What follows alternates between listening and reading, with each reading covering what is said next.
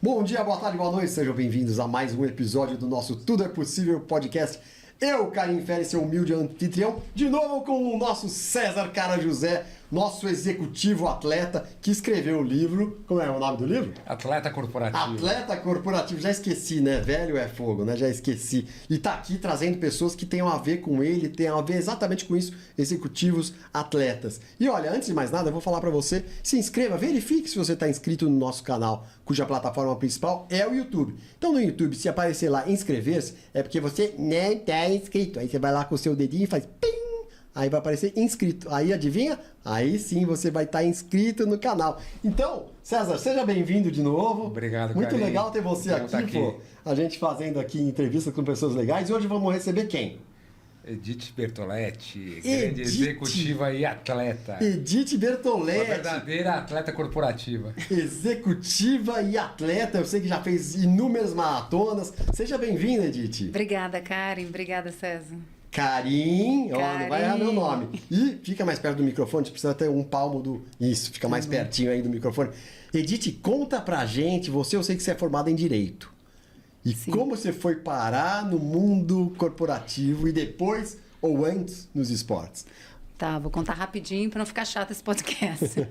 Bom, eu trabalhei como advogada no Rio, depois decidi fazer um mestrado em Boston. E lá... então quer dizer que você se formou... E trabalhou como advogada? Sim, trabalhei como advogada em escritórios, grandes escritórios lá no Rio de Janeiro. E aí, aquela coisa de sempre querer mais, né? Aí eu fui fazer um mestrado, fiz um mestrado em Harvard, em Direito. E de lá, trabalhei alguns anos em Nova York também como advogada. Acabei, enfim, tirando a prova do bar lá em Nova York. E aí voltei para São Paulo em 2006. E aí um colega me chamou para trabalhar num fundo de investimento.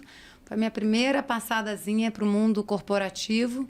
Aí a gente literalmente colocou uma apresentação de PowerPoint embaixo do braço, foi falar com o investidor na Europa e listamos um fundo na Bolsa de Londres, o Itacaré Capital Investments. E aí foi minha primeira passagem. E em 2013 eu fui convidada para me juntar à Goodman, que é uma empresa australiana de logística.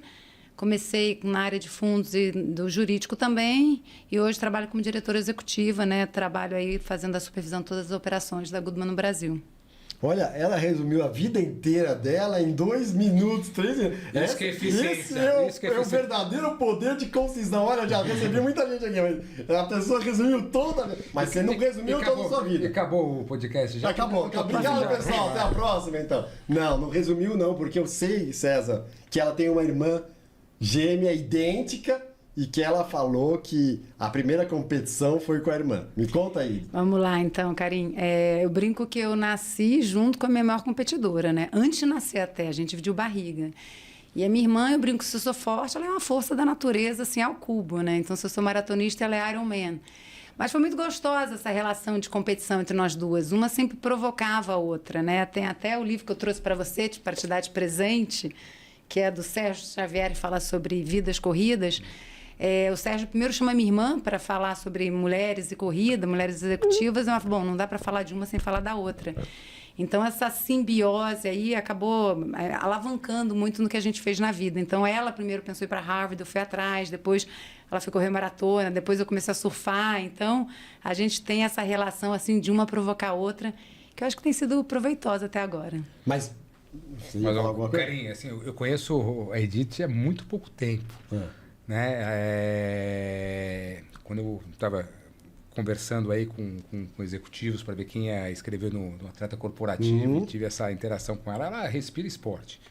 Né? Mas o fato mais curioso não é a irmã gêmea. Qual é? Mulher poderosa, estudou em Harvard, correu 20 maratonas, mãe de 3 filhos. Mas ela dormia agarrada com a bola de vôlei ali. Como é que é no isso? Meio do... Sempre. Não, volta então, até você chegar na bola de vôlei. Eu quero saber, você sempre fez esporte, desde você e a tua irmã? Como é que foi essa relação com o esporte? Boa pergunta, cara. Isso está até contando no livro do César, né? Atleta Corporativo.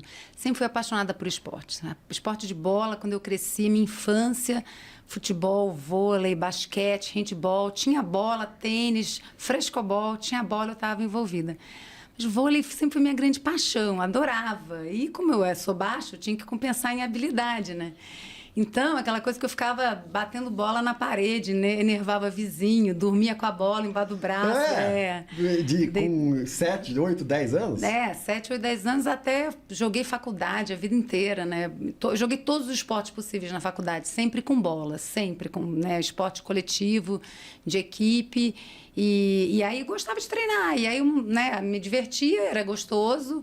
E aí, em paralelo àquela vida acadêmica, né, muito puxada, os primeiros trabalhos, fui mantendo isso. E aí também conta um pouquinho como é que eu saí dessa vida de esporte, time, para a corrida, que marcou minha vida adulta, né? Você quer saber por quê? Eu quero, mas eu quero também que você fale do começo, você, a tua irmã, as duas juntas... Pro esporte? Sim, as duas juntas para o esporte. A gente sempre jogava futebol na escola. A nossa técnica falava que tinha que jogar no mesmo time, né? Senão a gente brigava. Aí depois fomos Vocês eram muito competitivas, desde as duas super competitivas. Que legal. E aí depois a gente jogava vôlei, e aí depois fomos fazer basquete, e aí handball, e aí a gente tentava, de uma forma, não disputar a mesma posição. Então, se uma ala era outra pivô, se uma era levantadora, outra era atacante. De modo que a gente estava sempre nos mesmos esportes, mas tentando uma não fazer sombra a outra tão diretamente. E, por um lado, a gente se completava. Imagina você conviver com o teu maior competidor. Isso daí é excelente. Isso aí para o crescimento, desenvolvimento, é o tempo inteiro pensando em como poder ser melhor. Inacreditável. Falando em bola, assim, depois que a gente teve... Peraí que eu quero fazer uma pergunta. Vocês, esse acordo de vocês era tácito ou expresso? Vocês falaram, não, peraí, não tá dando certo. A gente quer ser atacante as duas. Como é que foi isso? Tácito. Ah, foi tácito. Olha que legal. A relação era boa. A gente olhava... Irmão gêmeo é louco. E ela é canhota, então ela virava à esquerda, virava à direita. Olha, que louco. Uma era mais conservadora. O Sérgio até fala no livro dele, que ele fala assim, eu sempre fui mais assim, reloginho na corrida, sabe? Reloginho é a pessoa que mantém o pace. A minha irmã sempre foi mais agressiva. Só que acontece com quem é mais agressivo, quebra, né? Quem acontece com é reloginho? Às vezes você não se desafia tanto, você fica um pouco mais conservador. Então, essa dinâmica sempre funcionou, porque ela me provocava e eu falava, opa, segura que assim a gente vai quebrar. Ela saía na frente, disparava, você perdia ela de vista, mas em algum momento eu vou encostar nela. E ao mesmo tempo ela olhava pra trás, eu falava assim, putz, né, tô muito rápida, se a Edith não veio, eu tô no pace errado, entendeu? Olha que legal. Diga lá a pergunta que você ia fazer. Não era pergunta. Na verdade, a Edith, depois que a gente conversou, né, sobre a participação no livro e tudo mais, porque você fez a pergunta sobre o esporte, né, coletivo, depois foi para o esporte individual. Mas o poder do esporte, assim, como ela respira o esporte, ela tem uma bola de vôlei, ela mandou a foto, logo depois que a gente terminou a nossa videoconferência, mandou a foto de uma bola de vôlei na frente da Goodman, para mostrar espírito de equipe. Isso para mim é o valor, assim, quem aprende esporte coletivo de pequeno, isso é uma coisa que você traz com você, no seu DNA, né? Então, hoje eu trabalho numa empresa, mas todo mundo ali tem uma função, entendeu? Então, assim, hoje eu sempre falo, a gente ganha junto, a gente perde junto. Não tem área comercial entregou, ou a engenharia não entregou, todo mundo entrega junto. E é muito bacana que eu vi as minhas filhas também crescendo no esporte coletivo, né? Então, eu lembro uma vez a minha filha mais velha pegou banco no time dela e eu falei, pode ir para Santos, né? Descer uma hora para ficar no banco, porque o time é todo mundo. E você mesmo do banco, você vai ajudar a pegar água, você vai dar força para quem está lá sendo titular, você vai fazer sombra. A sombra para quem é o titular também é importante, né? Você está indo lá, putz, se eu não treino bem, tem alguém que vai pegar meu lugar. Então, isso eu acho que é um valor que eu trago muito forte lá para mim, né, como executiva, e tento conversar com as pessoas lá na empresa. Eu acredito demais em trabalho em equipe, quem trabalha comigo sabe. Eu acredito demais em valorizar as diferentes funções, então não adianta o atacante fazer 5 gols e levar 6. Exato. Entendeu? Não adianta você vender 6, comprar 6 ativos e não entregar na engenharia, entendeu? O financeiro não ter as contas em dia, o jurídico não fazer o que tem que fazer. Então, assim, a empresa, ela é um reflexo, né, de um bom time. E aí, quando você, né, tem uma experiência de futebol, tem uma experiência de vôlei, tem uma experiência de basquete, você entende isso. E o vôlei, ele é muito, assim, clássico nesse sentido, porque literalmente você não consegue jogar sozinho, né? O futebol você até pode baixar a cabeça e não é eficiente, mas você pode tentar fazer, né? Basquete é a mesma coisa. O vôlei, você precisa do outro. Jeito. Você precisa, né? Você tem que levantar para alguém, você passa para alguém para você poder atacar. Então, quando a gente fez uma dinâmica lá na empresa, eu lembro que eu conversei com a pessoa que estava fazendo treinamento, falei, putz, vamos falar do vôlei, né? Vamos fazer. Aí a gente fez a dinâmica usando a bola de vôlei. colocando o nome da empresa na bola que representava. Isso que é o elo entre a gente. A gente só ganha o jogo se a gente jogar junto. Que demais. Muito legal, né, César? Você leva muito isso do esporte para o mundo corporativo, para sua empresa? Eu levo. Eu acho que tem, assim, uma das coisas mais bacanas do esporte é que tem valores que crescem com você, né? Então, por exemplo, a gente fala de resiliência, parece bobo. Mas, putz, só a gente sabe que quer trabalhar, empreender, desenvolver no Brasil, né? Então, você leva 3, 4 Ser mãe. anos. Ser mãe, né? Então, assim, é uma caminhada longa, entendeu? Se você não tem essa resiliência do vou aparecer todo dia para treinar, você sabe enfrentar seus próprios medos, ter respeito pelo adversário, que é uma coisa... Eu falo, as pessoas falam, tem que saber perder. Mais do que saber perder, é saber ganhar, sabe? Quando você está na crista da onda, as pessoas são arrogantes, entendeu? Isso você aprende no esporte. Quando você fala assim, cumprimenta o adversário, mesmo que você ganhe de 7-1, cuidado como você comemora. O dia que você perde, você é o coitadinho, né? Já é óbvio que você tem que ser cuidado. E quando você ganha, que você tem que cuidar.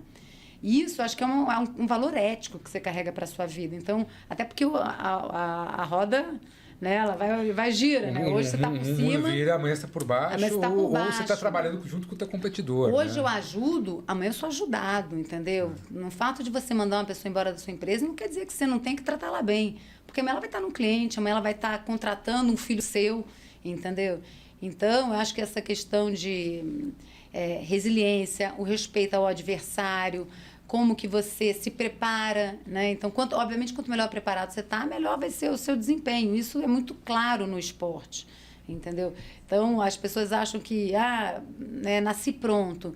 O esporte não vive só de talento, né? Assim como a empresa também não vive só de talento, né? Tem muito suor, muito trabalho aí para a coisa dar certo. Eu sei que tem uns momentos super marcantes da sua vida, né? Eu acho que estudar em Harvard, né? Quer dizer, maratonas, Harvard. Eu sei que teve uma relação com seu pai, e a corrida com suas filhas, se eu não me engano. Você quer abordar alguma dessas como momentos marcantes, assim? Sim, eu vou contar um episódio que para mim foi muito... Assim, é uma passagem de vida que eu... Né, que até que está no livro, que eu acho legal dividir aqui, né, com vocês. Eu sempre tive uma relação de muito carinho, muito próxima com meu pai, assim, era apaixonada pelo meu pai. E eu fui correr uma maratona de Boston em 2019. E o meu pai estava doente na época, né? Só que ele melhorou, teve um quadro de melhora, estava com pneumonia, eu peguei o avião e fui correr a maratona, até porque todos os maratonistas sabem, Boston claro, é o Olímpico, né, das maratonas, né? Uma das Six Majors, aliás, né? Só que mais do que as outras, você tem que se qualificar. Então, assim, das Six Majors é a Major, né? Então, é realmente para o mundo da maratona, é tipo ir para uma Olimpíada. E aí meu pai falece quando eu tô, né, na véspera da prova. E aí voltei, né, para o enterro do meu pai, não corri a prova. E aquilo mexeu demais comigo. E eu tava, né, triste, enfim, vivendo um luto. E aí o meu técnico, Fábio Rosa, falou, pô, Edith, você já tá com um ciclo de treino nas costas, né? Corre Porto Alegre, aqui do lado. Aí você vai lá, descarrega um pouco essa energia. E eu sem muita assim, expectativa, eu falei, eu sou muito, como eu comentei, sou muito reloginho, né? Preocupada com pace, né? São 42 quilômetros, cada quilômetro eu sei quantos segundos eu tenho que fazer. Você anotava no braço, anotava, né? Eu tinha assim, anotava no braço, quilômetro a quilômetro, Então eu sabia quanto é que eu tinha que passar no quilômetro 5, no quilômetro 10, no quilômetro 15. E o maratonista, ele é muito preciso, né? Não pode estar 3 segundos atrasado. E nessa corrida em Porto Alegre, eu falei, putz, essa prova não é para tempo, cara. Essa prova é pelo coração. Eu só escrevi babo, né, que significa papai em italiano, assim, e escrevi um sorriso. E aí, na chegada, e corri feliz, cara. Corri em homenagem, falei, essa prova é em homenagem ao meu pai, vou, sabe, correr com o coração. Para pessoa que eu tive muita alegria, muito amor, gratidão de ter tido ele na minha vida por 50 anos. E aí, chegando na corrida em Porto Alegre, é uma corrida menorzinha, então eles deixam os familiares, assim, darem as mãos para quem está chegando, né? Nem sei se hoje eles ainda deixam, mas na época eles deixavam. E eu tinha combinado com as minhas filhas, vou atravessar a linha de chegada com vocês. Catei a mão dela, falei, não vou diminuir, vem comigo. E a gente atravessou. Eu lembro de levantar a mão assim, olhar para o céu e falar, obrigada, pai, por ter vindo comigo nessa prova. E, ao mesmo tempo, ter ali a mãozinha das minhas filhas. Que legal. Cara, assim, é a vida que foi e a vida que segue. A continuidade, entendeu? né? E aí, como Deus é bom, eu fiz um RP, né? Deu um melhor tempo de prova da minha maratona. Sério? É. Olha aí, uma que você tinha feito desencanada. Desencanada. Fiz, assim, juro, com amor no coração. Então, para mim, foi assim, completar um ciclo de vida que foi muito bonito para mim. E terminar de uma forma, assim, muito simbólica, sabe? De mão dada com as minhas filhas, agradecendo. E aí tem uma foto no livro do César, que foi a foto que eu mandei, que sou eu justamente levantando a mão para o céu, né? Com a mãozinha dada, minhas 2 filhas do meu lado, e levantando, assim, a mão para o céu e agradecendo. Aquele momento foi um momento de muita gratidão. Que lindo isso, né, César? Não tinha como não estar no livro, né? Quando eu bati o papo, assim, eu fiquei impressionado com a conversa que eu tive com a Edith. Falei, meu, ela tem tudo a ver com esporte, com sucesso, com superação. Ela pulou umas partes, né? Boston não foi tão simples assim. Harvard não foi tão simples assim. Ela não passou, né? A irmã passou no primeiro ano. Essa é uma história que eu gosto de contar. Então conta. Porque as pessoas sempre acham assim, né? Olham só o diploma feito, não sabe o caminho que você percorreu, né? E eu gosto de contar umas histórias de coisas que não deram certo, porque o esporte é sobre resiliência, o esporte é sobre o dia que você perde uma luta. Exato. E você decide continuar. Exato. Entendeu? O dia que você se machuca e insiste, né? Vide Rebeca Andrade e outros, né? Que se machucam e decidem continuar. E a gente... E ouso dizer que esse é o grande... Porque quem ganha tudo, tá fácil, né? Difícil é quando você perde. A evolução está nas quedas, nas derrotas. E aí que você... É que quem ganha tudo, ganha por pouco tempo, né? Muito Também, difícil você continuar a ficar muito tempo. E ganhando essa tudo. é a questão, né, do atleta que você fala assim, pô, esse cara foi para 4 Olimpíadas. Só aquele atleta sabe o que ele passou para ficar no topo por 4 Olimpíadas, ou o que ele... né, todas as medalhas que ele não ganhou para chegar lá, ou então as horas que ele ficou treinando na piscina, na enquanto quadra, enquanto tá todo mundo nas festas, a juventude que ele abriu mão. Então, né, essa história que eu gosto de contar sobre Harvard é que a gente aplicou junto, eu e minha irmã, vamos aplicar? E minha irmã, né, sempre sai na frente. Sai na frente, vamos pra Harvard. Falei, Harvard, você é louca. Né? 2 carioquinhas, né? 1,60 m de altura, vamos pra Harvard. A gente sempre foi muito boa aluna, para ser assim, para dizer a verdade. Mas é um sonho como qualquer pessoa. Imagina, Harvard é um sonho para qualquer pessoa. Só falou, não, a gente senta, estuda, vai dar certo. Aí sentamos, passamos, né, um tempo de preparação. E ela passou para o MBA dela, né, um mestrado em Business, e eu apliquei para o mestrado em Direito. E eu não passei. E eu passei para Colômbia, passei para Chicago, passei para outras super top universidades. Eu falei, tá bom, né? Tipo, segundo lugar tá bom, né? Você não precisa ir no primeiro sempre. Não tá. E ela olha para mim e fala assim, você vai desistir do seu sonho? Aí eu respirei e falei assim, bom, vamos então tentar de novo, né? Então eu decidi não ir para aquelas outras universidades que eu tinha passado. Decisão difícil, né? Porque... E aplicar de novo, sabe? E aí realmente investir no meu sonho. E deu certo. Aí no ano seguinte eu fui aceita, a gente, né, morou junto lá no campus, lá em Boston. E, tipo assim, foi uma alegria, foi uma realização de um sonho e foi mais bonito ainda de eu estar do lado dela e ela ter me incentivado a continuar. Que legal, bacana demais isso aqui, olha, tô arrepiado, é bonito. E aí vocês moraram juntos uns 3, 4 anos? Isso, moramos 2 anos juntas lá em Boston. Depois fomos para Nova York, que é uma outra história também que a gente vai contando aqui, abrindo o baú das memórias. Isso aí. Aí fui morar nem contei isso pro César, eu acho, mas não tá no livro.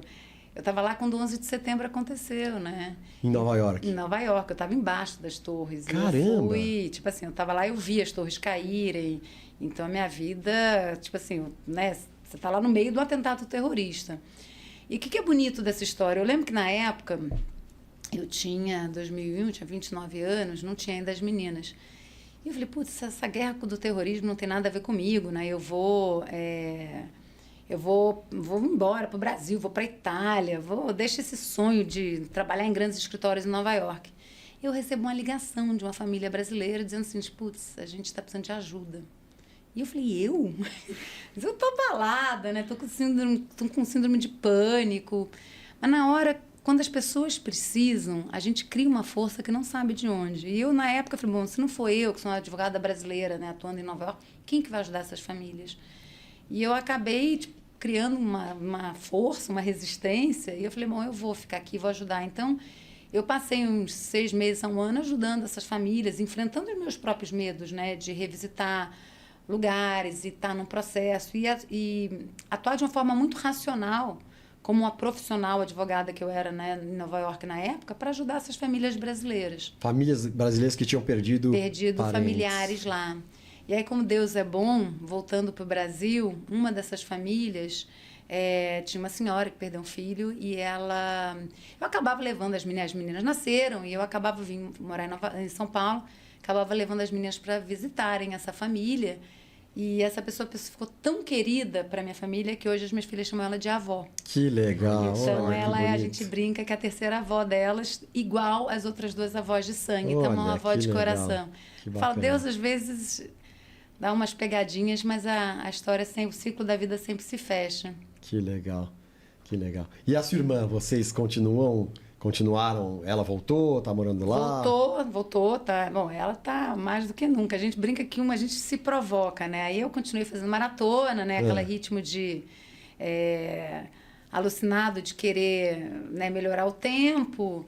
E aí eu gosto um pouco de esporte, comecei a surfar aos 50 anos, entendeu? Que é uma outra história. E aí foi a minha vez de falar para ela, mas você vai desistir do seu sonho? Por quê? Porque ela faz triatlon. E ela sempre quis fazer Kona. E aí, ano passado, uma amiga dela se qualificou. E eu falei, putz, por que você não tenta? Corre atrás. Então, ela esse ano se qualificou para fazer Kona, que legal. a prova do Full Ironman lá em Kona, no Havaí. Acabou de se qualificar. E quem não sabe o que é Kona no Havaí, é a prova mais esperada do Ironman, né? Precisa se qualificar para chegar lá, numa ilha no Havaí. É uma prova bem difícil, mas assim, o que é difícil é se qualificar para essa prova. Assim como para o maratonista é Boston, para o triatleta é Kona. Então, assim, eu acho gostosa você ter uma meta e você almejar. E aí, né, um recado para quem está em casa, é que assim, a gente... Isso não aconteceu com 25 anos, sabe? Isso não aconteceu com 30 anos. A gente tem 52. Sua minha irmã se qualificou para Kona com 52 anos. Que bacana. E não deixa de ter, assim, amor e alegria nessa conquista. Então, tem que gostar do processo, tem que gostar do esporte. Não é Kona por Kona, sabe? Mas gostar do desafio, gostar né? do desafio. Exatamente, César, porque a gente uma indo acha... para a Kona, outra começando um esporte novo, que não é simples, como o surf. Eu lembro que a minha filha uma vez falou, pô, mãe, você corre melhor do que eu. Eu falei, pô, ainda bem, né? Tem 30 anos na sua frente. 30 anos de corrida na sua frente. Ainda bem que você não começou com 18 e já tá me passando, né? Então... se bem que o meu filho me passou, viu? Então, vou reavaliar. A minha daqui a pouco me passa, mas por enquanto eu tô dando um duro nelas, entendeu? E você já deve ter ouvido isso 300 milhões de vezes. Como é conciliar tudo isso? Né? Porque, assim, você é CEO da Goodman hoje em dia? Eu sou diretora executiva, Diretor executivo da Goodman. Corre maratona, mãe de 3 filhas, agora surf. Boa pergunta. E é sempre bom a gente responder mais uma vez, porque cada vez eu acho por que eu faço, né? Bom, primeiro, eu acho que a gente tem que se defender um pouquinho, sabe? Fazer o que a gente gosta. E eu amo trabalhar. Amo trabalhar, sempre gostei. Minhas filhas nasceram, eu já trabalhava. Então, acho que parte importante da fórmula é fazer o que você gosta, sabe? O trabalho me desafia, eu gosto de ter equipe, gosto de realizar. E aí o esporte, eu também amo o esporte. Então, para mim, correr não é um sacrifício, sabe? Eu durmo cedo na sexta, estou feliz de correr 3 horas no sábado. Feliz, volto mais feliz ainda. Então, tem aquela metáfora, né? Coloca a máscara primeiro em você, depois no seu filho. Eu acho que é uma coisa que é muito verdade para esse balançar de pratinhos, né? E eu sempre acho que eu sendo uma pessoa, assim, realizada, feliz... Pode ser até que elas vão fazer outra coisa, não necessariamente elas vão fazer esporte, vão fazer música, arte, mas elas vão entender que a gente tem um propósito. Eu sempre falei com as meninas que todo mundo na vida tem um talento, né? E mulheres e homens. E não seria justo com a humanidade a gente privar a humanidade do talento das pessoas. Então, se você priva a mulher do talento dela, você está privando a humanidade de 50%, né, do talento. Então, por exemplo, a descoberta de um câncer. Será que não vai ser uma mulher cientista que vai descobrir? Então, se você priva aquela mulher de ser uma cientista, de se dedicar, talvez esteja privando a humanidade. Tem uma função, né? E tem uma que vai ser professora, uma vai ser técnica de vôlei, outra vai ser executiva, outra vai ser psicóloga, e está tudo certo. Desde que a gente realmente entenda qual é a nossa com a nossa virtude, sabe? Para que eu estou trazendo para o mundo? Então, hoje eu estou falando de esporte, que eu falei que para mim é a coisa mais fácil da vida, sentar aqui e falar com vocês sobre esporte. É uma paixão que eu tenho. Assim como trabalhar também é uma paixão. Assim como, até escrevi no meu Instagram esse final de semana, né, por conta do Dia das Mães, sempre quis ser mãe. Então, ter 3 filhos para mim, pô, me dá mais um. Coloca mais um no pratinho. Acho que eu venho tendo 4, porque meu marido falou, vamos fazer as contas. Acho que 4 hoje em dia tá difícil. Acho que passa um pouquinho por... Não que seja fácil, mas a gente vai acomodando os pratinhos com aquela vontade de fazer mais, porque a gente ama o que está fazendo. Parece simples, mas a gente tem que se escutar um pouquinho. Você falou que ama trabalhar, amo minhas filhas, amo... Hoje em dia a gente fala muito em propósito, né? Todo mundo está falando propósito. Você acha que você tem vários propósitos e consegue equilibrá-los? Ou você tem prioridade? Como você vê isso? Boa pergunta. Talvez o meu propósito seja mostrar que é possível uma vida executiva de uma mãe, de uma pessoa que tem esse equilíbrio. É verdade. Porque hoje na empresa algumas pessoas já me falaram isso. Eu não achava que era possível você ser uma mulher líder de empresa. E eu sou super realizada com as minhas filhas, todas as minhas meninas são super bem resolvidas. Eu tenho uma filha que está se formando esse final de semana em Berkeley, nos Estados Unidos, outra estudando psicologia na Holanda, uma que é super boa aluna, joga futebol. Assim, elas não têm problemas porque a mãe trabalhou a vida inteira ou porque a mãe fez esporte a vida inteira. Pelo contrário, né? Sim, provavelmente se inspiraram. Uma está no futebol, 2 estudando fora. Então, talvez, acho que eu vejo um pouquinho o meu propósito para mostrar que é possível, sim, você ser uma líder feminina, uma executiva que consegue conciliar, né, o trabalho, né, uma liderança de uma empresa com o lado pessoal, seja ele família, seja ele... trabalhar, por exemplo, para a comunidade, porque a mulher assume mais o papel, né? Eu sou de conselho de ONG, eu já fui diretora de projeto educacional, eu faço mentoria de startup, eu faço uma série de trabalhos voluntários. Então, acho que, óbvio que as empresas têm que estar prontas, né, para receber essa mulher executiva. Por quê? Porque a mulher, mal bem, tem um filho, precisa levar no médico, na reunião. Aí, né, sem entrar nesse assunto, mas para isso o homem tem que estar mais presente também, para que a mulher possa. Mas eu acho que eu sou muito positiva, né? Eu sempre vejo meio copo cheio. Eu acho que a gente está mudando sim como sociedade, mas para que as mulheres, principalmente a mulher, eu sempre falo que ela, quando começa a ter filho, é onde o sapato aperta. Porque a sociedade não está 100% pronta para receber aquela mulher que vai ficar até 10 horas da noite trabalhando, né? Porque as pessoas olham para a mulher, quem está com filho em casa, não é você? Não, meu marido, está tudo certo. Tem um de nós 2 em casa. Hoje não sou eu, mas amanhã é você. Então, Eu? Ou você dos 2, né? Né? E aí eu falava assim, a gente tinha reunião na escola e a mulher me dava a opção às 2 às 3 da tarde. Eu falava assim para ela, 2 ou 3 da tarde? Tem mãe que trabalha. Uma vez eu falei para a professora de natação, você trabalha? Ela trabalha. Eu falei, eu também. Eu vou te tirar da sua aula de natação para você ir na escola do seu filho. Exato. E aí você vê que as próprias escolas já estão marcando aula de fim de semana, marcando aula cedinho, horário com o pai cedinho. Os pais têm participado mais, tem mais coisa online que ajuda também. Então, voltando... Mas isso hoje, né?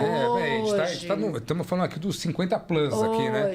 Lá atrás era tudo a ver com quanto tempo. Não era eficiência, era tempo desprendido da profissão. Exatamente. E a pessoa já era contratada sabendo que, mas espera aí, a gente pode ficar 6 meses sem essa pessoa aqui, né? Mas o 3 meses sem essa pessoa aqui. O que acontece muito, César, no mundo que eu vivo, existe uma falta de referência mesmo. Então, se você olhar o número de mulheres que são diretoras, presidentes de empresas, por exemplo, eu faço parte do IPO, né? Tem 10% de mulheres são, né, líderes de empresa, 10%. 10% não representa a sociedade. Então... CEOs de empresas, mulheres, é menos de 20%. Então, assim, se você olhar toda a lista das empresas listadas ou de mulheres conselheiras, hoje você tem uma representação muito pequena. Então, se uma pessoa que tem 29 anos olha para cima e fala, como que eu faço? Porque a mulher... Que é uma pena, porque o estudo da McKinsey fala que as empresas que têm maior quantidade de mulheres na diretoria são mais lucrativas. Porque a gente está falando de diversidade aqui. Né? E aí é interessante, porque assim, a definição de sucesso para a mulher não é só financeiro. Isso é uma coisa super importante. Para a mulher, a definição de sucesso é a família estar bem equilibrada, tem a parte financeira, tem a parte dela estar realizada, entendeu? Então, para ela olha o todo. Então, assim, os pais têm que estar bem atendidos, os filhos têm que estar bem.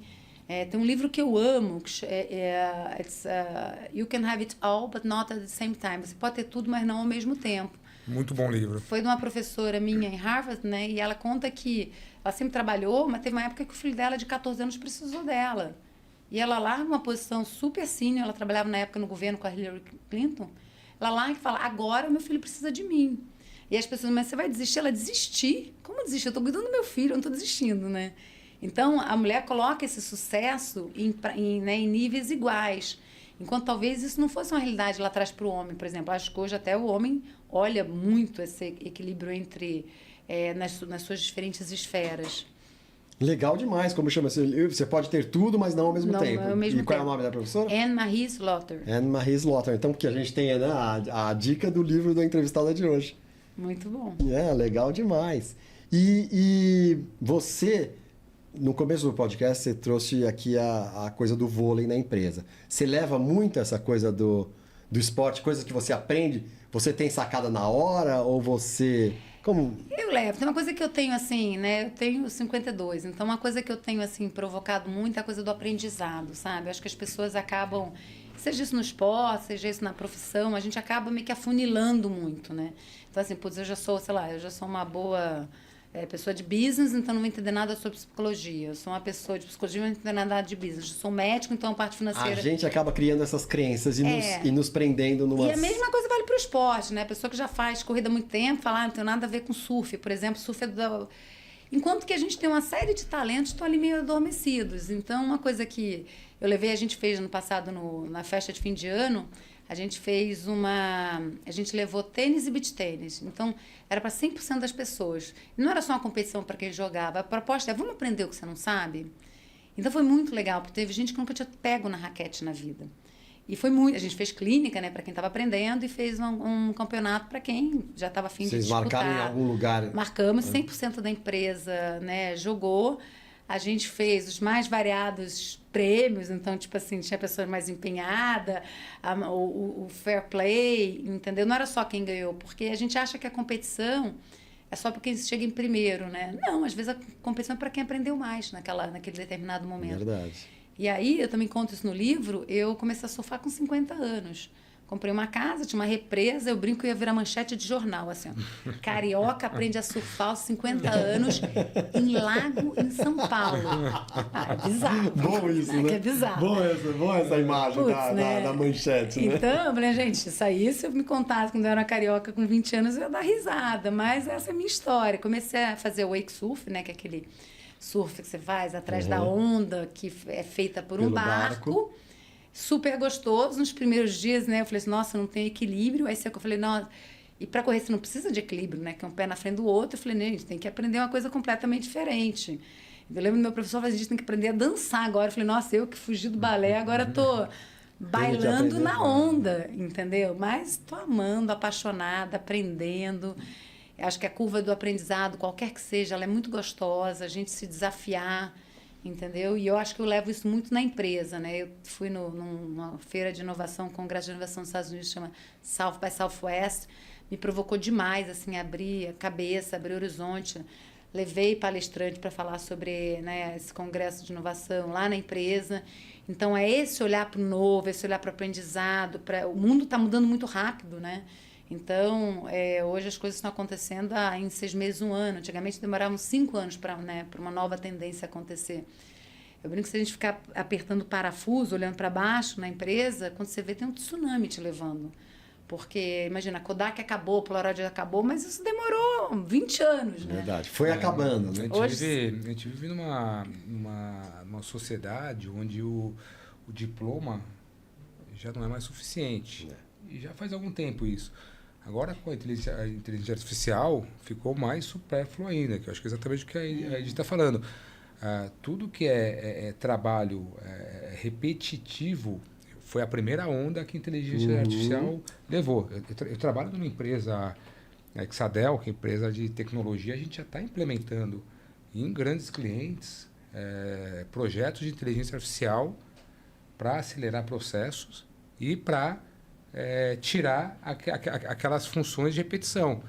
Em um dos nossos clientes, a parte de suporte deles interno já vai ser feito pela inteligência artificial. Tá? A segunda leva que vem na inteligência artificial é que vai pegar pessoas com diploma, principalmente, ou até mesmo aquelas de tecnologia e do mercado financeiro. Então, teve esse estudo da Burning Glass, né? Fala que isso daí está muito próximo a essa segunda onda. E quem vai ser mais afetado é exatamente o que tem o diploma e acha que está seguro com ele. Esse é o que vai ser afetado. Se você não renovar, se você não se adaptar, se você não se capacitar, que é aquela mentalidade de crescimento que o esporte mostra, né? Vai ficar para trás. E é o que a gente está falando. Assim, eu trago conhecimento para dentro porque o pessoal que está naquela função, né, que pode ser extinta pela tecnologia, se mexer e se capacitar para se situar de uma maneira diferente no mercado de trabalho. Tem uma frase que eu amo, César, que eu escutei lá no South By, do Michael Batchel, que o Michael Batchel, ele é head de inovação da Deloitte, lá nos Estados Unidos. E ele fala a frase seguinte, que o futuro, né, da organização do trabalho, ele reside na gente ser promiscuamente curioso. Eu acho sensacional essa expressão, né? Que a gente seja promiscuamente curioso. Então, se você corre, vai surfar. Se você é advogado, vai entender sobre psicologia. Né? Essa ideia da gente ser generalista. Porque hoje o AI está fazendo com que os especialistas tenham menos relevância. Exatamente. Ele está ajudando na parte de especialidade. Então, você tem que poder navegar entre as diferentes especialidades uma forma mais fluida. E, para isso, você tem que ter essa curiosidade. Porque é mindset, é como que a sua cabeça opera. Então, se eu vim aqui falar sobre podcast, como é que grava um podcast? Como é que você faz? Como é que você entretém o seu público? Porque isso pode ser importante amanhã para eu estar falando sobre comunicação na minha empresa. Então, não fica mais só no podcast, não existe mais uma pessoa que só faça podcast. Aquele conhecimento, aquela habilidade, ela permeia várias áreas, né, e várias relações de trabalho, que eu acho, para mim, essa frase, eu repito, até o Mike, fiquei super orgulhosa, porque o Mike Batchel, ele comentou no meu post no LinkedIn, falei, nossa, que orgulho. Porque... Você comentou a frase porque dele? Porque eu comentei a frase dele e ele falou, obrigada pela referência. Eu falei, nossa, aconteceu isso. Então a gente tem que ser promiscuamente curioso. Promiscuamente curioso. É fantástico mesmo. Muito isso, boa, né? Fantástico nesse mundo de hoje, né? E é isso mesmo, porque senão a inteligência artificial vai acabar com todos nós, né? Deixa eu fazer uma pergunta. O podcast aqui chama Tudo é Possível. Ela não, né? Quem não se capacitar e quem não utilizá-la para ser mais eficiente. Também. Não é ela que vai acabar. E nós vamos nos acabar. Você teve vocês não tinham essas dúvidas. Você não pensava, não, mas eu não vou conseguir, porque... Não, né? Nunca, né? Pelo jeito. Porque, maratona, Harvard e tal. Vocês sempre acreditaram ou vocês não pensavam? Minha mãe tem uma frase que eu amo e que eu gosto de repetir também. Ela falava assim, você não é melhor que ninguém, mas também não é pior. Vai lá e tenta. Muito boa. Cara, muito essa frase eu carreguei na minha vida desde que eu aprendi a falar. Então, concurso de redação, vai lá e tenta. Vaga no time, vai lá e tenta. Harvard, vai lá e tenta. Entrevista de trabalho, vai lá e tenta. Então, quando você se coloca na posição de igualdade com os seus, né, oponentes, você se prepara, vai lá e tenta. Pode ser que dê, né? Eu já tive, óbvio, eu tive alguns nãos na vida, né? Já bati na trave algumas vezes. Às vezes a gente tenta coisa e fala, nossa, o que eu estava na cabeça quando eu tentei isso? Mas tudo certo, entendeu? Acho que a gente tem umas boas surpresas. E aí depois, quando você olha para trás e conta a sua história, né? Que todo mundo olha os seus sucessos... as pessoas esquecem também de perguntar o que deu errado, mas quando você vai lá e tenta, algumas coisas acontecem. Você acha que a persistência e a insistência, né, como diz, a transpiração vale muito mais do que a inspiração e o talento? Meu pai falava, 99% é transpiração, né? 1% é inspiração. Não tem a dúvida, né? Então tem isso. Isso o esporte é muito claro. O esporte Você pode ser o melhor atleta do mundo. Se você tiver alguém com muita dedicação, provavelmente aquela pessoa vai passar. Agora, se aquele cara quer, né? Aí são os pontos fora da curva. Michael Phelps, Tiger Woods, o cara que tem talento, além disso, ele tem muita determinação, empenho. Cristiano Ronaldo. Aí são os caras pontos fora da curva. São 5 no mundo. O resto, se você olhar o resto, são pessoas que têm algum talento, mas elas são extremamente esforçadas, né? Então, eu acho que, sim, você tem gênios, você tem talentos, assim, absurdos, mas eu diria que a grande parte dos ganhadores, dos vencedores na vida, em qualquer esfera, são pessoas que olharam, acreditaram, falaram assim, eu não sou melhor que ninguém, mas também não sou pior. Eu tenho um exemplo assim muito bom no judô, né, que é o meu principal esporte, né, que desde 18 anos de idade. Você, assim, eu me deparei campeonatos com pessoas que realmente tinham o judô ali, parecia que tinham nascido para aquilo, né? Mas ao longo do tempo você via eles começando a perder. Por quê? Porque eles eram tão bons, mas não colocavam aquela energia que precisava nos treinos, e tudo na vida muda, né? As técnicas mudam, as regras mudam, o próprio judô, diversas regras foram mudadas, a maneira de lutar teve que ser reinventada, e quem era muito bom naquele tipo de luta e não praticou, ficou para trás. Não se atualizou nas mudanças. Então, assim, acho que é muito nítido que não é o QI, que não é o que você já vem predisposto, né? É a energia que você coloca e a intensidade que você faz em cima disso. E tem uma coisa que é importante, que também, de novo, né, o esporte ele retrata muito, que é a cabeça, né? Então, por exemplo, eu amo maratona, porque tem um componente forte do que você acredita mental, né? Você cansa primeiro no corpo, primeiro na mente do que no corpo. Então, quando você pega assim, um atleta de ponta aí, nível de Olimpíada, a parte mental tem que estar muito forte, né? O pessoal hoje fala de psicologia do esporte, você vê o Comitê Olímpico levando o psicólogo do esporte, a Carla de Piero, nas competições. Não é só a força física, tem o que você acredita, a sua força mental, entendeu? Quanto que você entende do jogo, quanto você acredita em você. Quando você fala assim, hoje eu vou, né, apesar da minha lesão, eu vou conseguir. Autoconfiança, né? Então e, isso... assim, a tua história mostra muito isso, né? A tua autoconfiança de fazer 2 vezes a prova de Harvard para passar em vez de pegar o segundo lugar. A autoconfiança. O esporte, ele traz uma... Ele catalisa várias possibilidades, desafios da vida em pouco tempo. E você vai treinando e vai mantendo a tua mente, né? Que é o mental, para poder transpassar isso, às vezes nem percebendo que tá... E não necessariamente a vida é linear e justa, né? Porque o cara era o melhor do mundo, aí o cara vai ganhar na primeira competição? Não. O juiz roubou, ele deu ainda mais em jogo, ele deu azar, levou um gol errado, entendeu? Ou então a torcida... Tropeçou. Choveu. Então, assim, a vida não é linear. E aí, a questão da resiliência, né? De quanto que você se dedica, quando você acredita... Olha, eu falhei, mas eu vou persistir. Persistir, né? Hoje em dia, essa geração, né? Putz, não foi bem na prova, então não dou para isso. Não, dá verdade. Sim. Quanto que você tem que persistir? Quantas vezes você vai mal para entender o que você está fazendo de errado para continuar? Eu acho uma pena, assim, não colocar nossos filhos no esporte. Eu tenho desafios também aí, mas não colocar a nova geração no mundo que a gente vive, como está sendo feito, não só para o físico, para o mental, mas como atitude. Sim. Como atitude. Assim, a mentalidade de crescimento é nítido que vem em qualquer esporte que você faça. Mesmo que for jogar xadrez ou qualquer atividade física. A mentalidade de crescimento falta muito na nova geração. De parar, de medo de errar. O medo de errar é incrível. Você conversa com... E aonde está nosso aprendizado, Edith? Nos erros, nas quedas, aí que a gente aprendeu, aí mesmo. Veio a força, né? Quanto as mais derrotas ensinam muito mais do que exatamente, só que se você tiver medo, você não vai conseguir evoluir. E o esporte ele é bonito porque você vê, é um tempo, é uma luta que você ganha, né? Um tempo que você conquista. E aí, por exemplo, tem um dia que você vai chovendo treinar, e você fala assim, nossa, eu vou sair da cama, ou então você está machucado.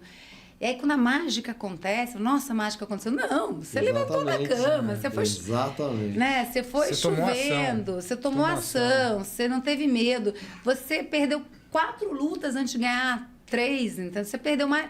Né? O pessoal fala do tênis. O tênis, o pessoal fala, você perde muito mais do que você ganha. O tenista, ele perde a grande maior... E ele perde para ele mesmo. Né? Então, assim... Exatamente. Ele perde para ele mesmo. Então, você tem que saber... Para ser um bom tenista, você tem que saber perder bem. Né? Então, eu acho que isso ensina a gente. Um dia você vai perder um negócio... Mas eu já perdi no tênis e saí mais feliz do que eu poderia. Falei, cara, nunca joguei tão bem. Tô feliz porque eu joguei bem. Ah, mas você perdeu. Não interessa. É que para mim, assim, para mim evoluir. o esporte mudou a minha vida. Então, primeiro começando no esporte, né, coletivo, com bola, depois a corrida, agora os novos esportes, o surf. Acho que é uma coisa de quanto que você gosta, mas quanto que você se dedica, quanto que você é humilde para aprender. Quando você olha para alguém que é melhor para você e fala assim, putz, ele é melhor, deixa eu ver o que ele está fazendo de certo, que eu não estou. Essa questão da humildade é importante. A gente estava falando antes, né? Saber perder, mas saber ganhar também quando você é melhor. Tratar com respeito ao adversário, continuar apesar de tudo, continuar porque o hábito faz você chegar mais longe, né? Então, a gente não... Ninguém se faz em um ano. Você não é quem você é porque você deu certo um ano. A gente estava falando, né? Exatamente. Mesmo o cara que é talentoso pode se machucar, pode pegar uma prova, um campeonato. Pode estar num dia ruim. Não Gente, consegue focar fatalidade, entendeu? Né? A Fabiana Moura, que era uma grande, né, saltadora com vara, teve um problema com a né, extraviado. Sumiram a vara dela. E ela não teve a chance de mostrar quem ela era por um problema. Talvez ela tivesse ganhando ouro. Então, assim, ela deixa de ser quem ela foi, porque naquele dia ela não ganhou. Não, ela sempre foi uma super atleta, continua sendo hoje trabalhando com esporte. Então, assim, o fato, a medalha, ela só é uma fotografia do filme da vida de um atleta, né? Assim como a nossa, né?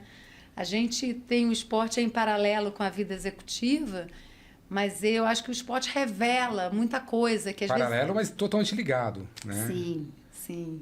Em paralelo, mas eles se comunicando, né? A gente fica lá batendo e voltando, né? E uma coisa que eu acho fantástica assim, também do esporte, principalmente na corrida, né? Você compete com você mesmo. É contra o seu tempo. É bem isso. Né? E você percebe muito fácil, quanto mais esforço e treino você coloca lá, mais como você consegue desenvolver. É muito claro isso. É que você depende menos do outro, né? E você ganha... E do acaso. E você pode ser um campeão sem nenhuma plateia. Você bateu o seu tempo, com certeza estava tudo batendo palma para você. Você fez o melhor tempo em Porto Alegre, mas você fez para você. É um campeão solitário. Né? Então você aprende que realmente assim, a vitória e o sucesso é seu. Né? E é muito legal. É fácil com uma plateia aplaudindo. Você vê hoje nas maratonas do mundo, acabou de ter a inscrição para a Loteria de Londres. Né? Para se inscrever para Londres, todo mundo se registra. Teve 1,1 milhão de pessoas que se inscreveram para a maratona. A maratona tem 30 mil vagas. Foi recorde de inscrição. Entendeu? Então, assim, você acha que é uma loucura? Eu sempre falo assim, gente, 1 milhão de pessoas estarem erradas é difícil. É difícil, né? Isso para uma prova. Se você olhar Berlim, Tóquio, Nova York e todas as outras que são as majors, sabe? Você tem 10 milhões de pessoas querendo correr as provas. Então... Não dá para 10 milhões de pessoas estarem erradas. Alguma coisa tem de legal nessa história. É o esporte que mais cresce, né? Corrida no mundo. Edith, é muito bonito, assim, porque a gente vê que você tem essa coisa dessas infinitas possibilidades dentro de você, né? Acho que provavelmente a sua irmã também, e deve ser fruto de criação dos teus pais e sua mãe. A gente tem uma brincadeira aqui. Se você tivesse que eleger um mentor ou 3 mentores que você pudesse conversar, vivos ou mortos, daqui do Brasil ou né, de fora, você tem? Quem que você diria? Boa pergunta. Um Bernardinho, né? Eu sou do vôlei, né? Bernardinho é sensacional. Eu sou do vôlei. O cara é mago, né? Porque eu acho que ele, para mim, ele foi o primeiro que falou em viva voz que não bastava o talento de um atleta, né? Ele priorizava muito o grupo. Eu acho que isso, para mim, ele foi um dos primeiros a falar isso. Então, o Bernardinho, com certeza, seria um deles. Entendeu? O outro, assim, tá vivo, mas é o meu técnico Marcos Paulo Reis, que eu sou apaixonada por ele. Eu converso com ele sempre, conversei com ele esse fim de semana. Então, é um cara que ele é a pessoa que é no mundo da corrida, porque ele valoriza a pessoa, não só o resultado, e o absoluto, mas o resultado relativo, assim, qual é o melhor tempo do cara, qual é o meu melhor tempo. Eu tenho uma história com ele que eu amo, também gosto de dividir. É que uma vez eu estava amamentando a minha 3ª filha e fui correr no parque, né, com aquela olheira assim, né, pendurada, né, de ter amamentado, acordada a noite inteira. E ele olhou para mim e na hora ele falou, bom, você amamentou a noite inteira, né? Eu falei, puto, como é que você sabe? Aí ele falou assim, então você tá com cara de acabada, volta para seu treino hoje é voltar para casa e descansar. E eu voltei injuriada para casa, né? Vim correr, não sei o quê. E ele entendeu que aquele era o meu momento. Não era o meu melhor momento de performance, era o momento de eu pegar leve. Ele me deu uma bronca. Ele falou, ó, se você não voltar para casa, eu tiro você da minha assessoria. Você tem que entender esse momento. Eu falei, na hora eu fiquei meio com raiva. Ele, pô, né, me arrumei, vim pro parque, ele tá me dando bronca para eu voltar para casa, mas depois caiu a ficha e eu entendi. Então ele é uma lenda da corrida, graças a Deus está bem vivo, bem pertinho de mim, que eu gosto muito. Então esses dois, assim, que eu já de bate pronto. E tem uma pessoa que é muito querida, que acho que foi uma pessoa que foi uma das minhas primeiras coaches, que é a Cristina Brum. Ela foi minha técnica de vôlei e basquete na escola. Ela foi minha técnica do Santo Inácio. E ela era aquela pessoa que ela dava muita atenção para justamente o atleta que chega na hora, o atleta que se esforça, o atleta que ajuda. Ou seja, às vezes aquele cara que é o cimento do time e que os técnicos, se eles só estão olhando quem faz a cesta, quem faz o ponto, você perde aquele talento. E às vezes o time precisa. E eu lembro que eu falo assim, eu não era a mais alta jogadora de vôlei, eu continuo tendo 1,60 m, né? Mas eu sempre fui muito esforçada, eu sempre gostava de chegar na hora. E a Cris sempre valorizou muito isso, eu me sentia querida por ela. Então, eu acho que ela foi... Imagina, eu estava no colégio, né? Então, eu tinha 15, 16 anos. E ela foi uma das minhas primeiras incentivadoras. Falei, pô, Edith, você tem seu lugar no time, você é nossa titular, você merece o lugar que você está. Talvez não porque você esteja cravando bola, mas porque você faz todo mundo se esforçar, você carrega junto o time. Então, a Cris é uma pessoa querida também, que, assim, se eu pudesse falar, puta, vamos sentar aqui nessa mesa, eu queria ela junto com a gente nessa mesa. Que legal, que legal. E os ensinamentos dos seus pais foram muito valiosos, né? Porque teu pai que falava 99% de transpiração, né? Sim. E você seguiu a risca, né? A risca. Meu pai, a gente sentava para assistir jogo. O meu pai, aquela coisa, né, de adolescente vendo televisão, ele falava assim, sabe quantas horas eles treinaram para estar na televisão? E você tá só assistindo, vai treinar. Então, tinha aquilo, não fica na plateia, né? Vai ser protagonista da sua vida. A gente, às vezes, senta muito, né, para assistir os outros, Exato. em vez de estar sendo o ator da nossa história. Exatamente, muito legal. Eu também tenho uma história do Marcos Paulo, você falou, eu lembrei que eu conheci na década de 90, e aí fui lá, tal, aí ele fez aquela entrevista, ele estava no projeto Aqua ainda, e no final ele falou, afinal, o que você quer de mim? Eu falei, olha, eu detesto correr. Depois de ter falado tudo, ele falou, pô, o que você tá fazendo aqui? Eu falei, eu quero que você me faça gostar de correr. E ele fez mesmo. Oh. Depois o Fábio Rosa também. Sim, o Fábio, Fábio é meu coach hoje. Então eu tô há 20 anos com o Fábio. Legal demais. Mas o Marcão e o Fábio, o Emerson, o César eles valem ouro. Preciso trazê-los aqui até. Pô, traz o Fábio, que não fala nada. Esse vai ser o seu desafio. O Fábio, nossa, não vai. Tá bom. Mas esse é uma enciclopédia de conhecimento. Esse cara é muito bom. É, muito legais os dois, muito bem. E sonhos para o futuro, planos para o futuro?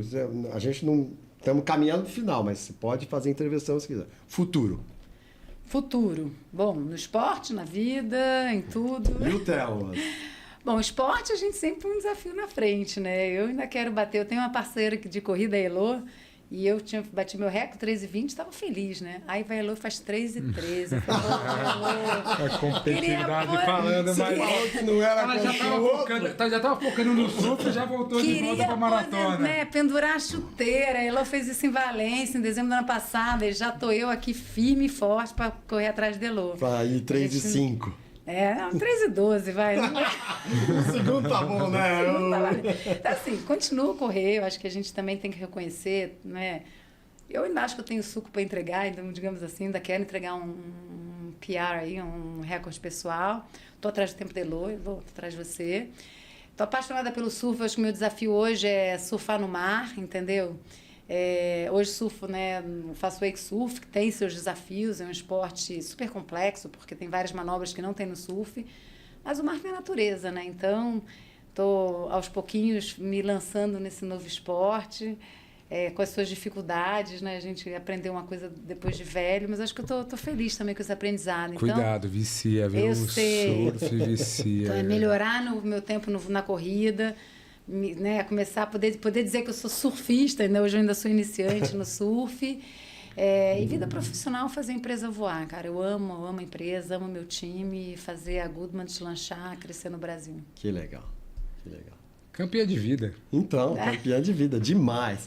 Então vamos aqui para nossa brincadeira, Edith. que você vai levar aqui uns brindes, que é as balinhas e os bottoms, mas Na verdade é um antes disso- teste. Ele começa a rodar para ver se vem na tua cabeça uma musiquinha. Se vier, ele já começa a entender. Antes disso, ó, essa mesmo. Então tem duas papelzinhos aí. Escolhe Posso? uma, tira o papelzinho. Vamos ver o que está escrito nesse papelzinho. É de trás, E pra se você você ver sentir. Ó, pegou de Como é que trás é? ainda, hein? Não quer mamata, né? Não, quero mamata. Vamos ver Olha, um super Nossa, olha, é grande, grande, hein? né? Olha, Sim. grande, é uma redação. O que é? O que saiu? Dar beijos e abraço a quem não está mais aqui. Meu pai, né? Olha aí, que legal. Essa foi Tem fácil. que pegar Essa mais foi uma. fácil. Então Ficou pega mais fácil. uma. Essa foi fácil. Que Meu pai legal. não está aqui. Mas como é o nome do seu pai? Como é o nome? Ítalo. Então manda aqui, fala pra ele. Ítalo, eu aqui. sei que você está me vendo. Feliz de estar acompanhando suas filhas e filhão, netas. Te amo, pai. Legal, bonito. A próxima. Próximo. Essa foi fácil. Agradecer ao meu maior incentivador. Acho que tem vários incentivadores, né? Eu à acho vontade. que... Primeiro, a minha irmã gêmea, né? Que ela é... Desde sempre. Eu já esperava isso, Não hein? tem como. A nossa vida concorrência ali foi é junta. muito junta, mas eu acho mais bacana da nossa história que uma nunca desmereceu a outra, uma nunca fugiu da raia também, sabe? Então a gente tem uma história Que muito legal. bacana, assim, de competição saudável. Acho que como Que toda legal, que competição bacana. deve ser. Essa coisa de você respeitar seu adversário, né? Então, primeiro, agradecer minha irmã, sem a qual eu não teria feito a minha primeira maratona, eu conto isso no livro, mas sem ela eu não teria começado essa minha vida do esporte. Então, para ela, meu grande obrigada. Também tem que passar pelas minhas filhas, meu marido, da minha família, porque as minhas filhas já nasceram, não tiveram opção, né? Já nasceram, a mãe já corria, levava carrinho para o parque, né? Tirava leite, deixava na geladeira. Falei, agora eu tenho 3 horas para correr, depois vocês vão, entendeu? Eu lembro que teve uma prova que eu me machuquei e fiquei esperando as pessoas chegarem. E eu falei, nossa, como é difícil ficar esperando os outros chegarem, né? E quantas provas, no frio, na chuva, elas não ficaram me esperando, né? Meu marido com o filho pequeno nas costas. Então, acho que a minha família, assim, Que próxima também, devo meu muito obrigado por... Acho que eles não tinham muita opção, mas, assim, acho que eles tinham opção sempre de achar ruim e nunca acharam, E né? reclamar, né? Sempre foram muito parceiros, entendeu? Então, para as meninas e para o meu marido, obrigada por não desistirem de mim, eu acho. Que legal. É isso. Bacana Deve demais. ter muito orgulho ali, Pois por isso é. que não desistiu. Tem que ter. Eu tô já Opa. separando aqui os bottoms. Vou pegar 3. Não sei se você quer mais. São né? quatro, bom. é para elas 3 Pra filhas. ela e as filhas, né? E Boa. tem Pra o ela e as marido aqui filhas, também. Muito legal. O marido não vai usar bottom, vai. O marido não vai usar bottom. Mas ela tem que levar, pelo menos, vai ficar É chato. verdade. Leva, senão. Muito bom. Aí tem uns dadinhos aqui, não sei, né? Corredora. Mas assim, não para, come pa- ao pa- celular. para de oferecer esses dadinhos para quem é esportista. Ninguém vai César comer. vai querer. Não, ele já me ofereceu, não comi. César é o teu marido?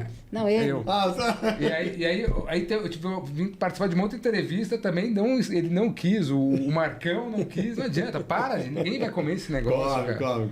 A gente quer o Pessoal café, gosta, a gente quer pessoal esse café. antigo. Esse café Ah, é esse maravilhoso, café, maravilhoso. É verdade. Esse café é o 365 Coffee, café especial que você vai ganhar aqui. Opa. Você vai ver que o odor dele é super, um perfume Legal. maravilhoso. É um café especial mesmo. Você só compra no site. Eu só Então, depois- venho aqui por causa do café. Muito Porque bom. todos que eu venho é o café. E ele quer afanar o café de todos os convidados. Então, para terminar, Edith, história maravilhosa, obrigado. Aí eu queria que para essa câmera, desse uma dica para quem ainda tem dúvidas sobre essas possibilidades da vida, sabe? Você que, pô, né, começou nos esportes cedão, com a irmã gêmea, competidora, Harvard, hoje é CEO, maratonas, etc. Bom, vamos lá. Acho que a corrida me moldou, sabe? Eu acho que maratonas são 42 quilômetros. Tem uma coisa que eu sempre falo para as meninas, que a vida acontece aos poucos. E assim como a vida é uma maratona, né? Então são 42 quilômetros de corrida, mas a vida é longa para dar certo. E às vezes a gente desanima muito rápido ou não acredita na gente. E quando você se expõe a uma corrida como uma maratona de 42 quilômetros, você vê que o sucesso demora às vezes para chegar. Você vai passar por, né, quilômetros difíceis, então você vai passar por anos difíceis, por coisas que dão errado. E então é isso, que a vida é uma longa jornada, que ela vai dar certo em algum momento. A a vida acontece aos poucos. Então fica aí essa dica de vida. Bacana demais, mano, lindo. A vida acontece aos poucos, né? César, mais alguma coisa? Senão vamos encerrar com a história de vida aqui da Edith Bertoletti. Maravilhosa, com a irmã gêmea. Tem que trazer a sua irmã gêmea aqui, né? Sim, ela já tá com ciúme. Ela tá com ciúme. Depois a gente vai marcar com ela, então. Tem uma história de vida. Você quer contar mais alguma coisa? Não, estou feliz, quero agradecer ao César pelo convite para participar do livro. Eu acho que dividir valores que estão no livro com outros executivos e jogar essa luz aí para o mundo, né? De como que executivos têm o esporte como base, alicerce. É muito bacana para as pessoas, principalmente para quem... garotada que está começando a trabalhar e acha que, putz, agora eu sou unidimensional. Não, você não é. Dá para conciliar. Dá para seguir essa sua paixão e conciliar e ter sucesso. Verdade. Edith, uma honra ter você no Atletas Corporativo. Assim, você inspira, esporte, você tem tudo a ver com esse livro. É uma atleta corporativa. Obrigado por estar com a gente ou comigo, né, no meu sonho que foi realizado.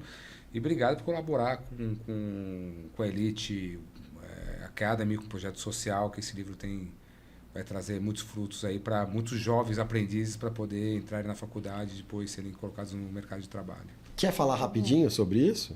Vou deixar o César falar sobre a Elite. Então fala. Acabei de falar. Acabou de falar, então tá falado. Tá falado. Outro dia a gente aborda melhor, mais detalhadamente. Então eu queria agradecer a vocês dois, ao César. Obrigado pela tua presença aqui, César Carajosé. Autor também executivo e autor do Atletas Corporativos. E obrigado, Edith Bertoletti, e pela sua... se abriu aqui, contou a sua história de vida, realmente inspiracional.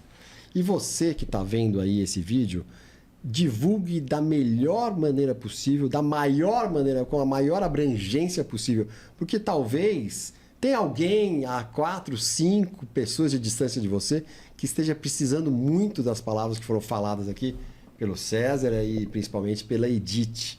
Então, é isso.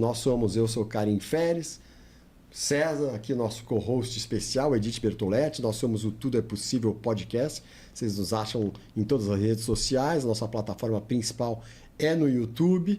E é isso, pessoal. Então, queria agradecer a todos. Obrigado, bora ser feliz e abraço para todo mundo. Valeu, obrigado, Edith. Muito Valeu, bom. César, bom demais.